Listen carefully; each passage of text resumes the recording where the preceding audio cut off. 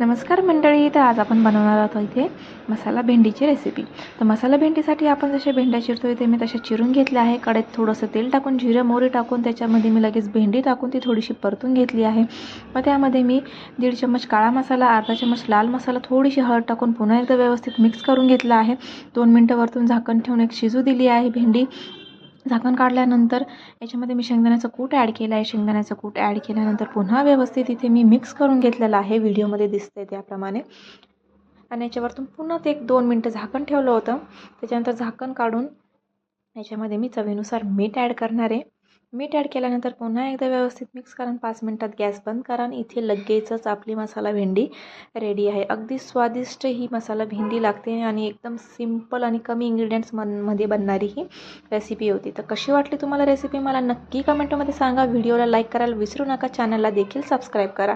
And thanks for watching. Bye bye.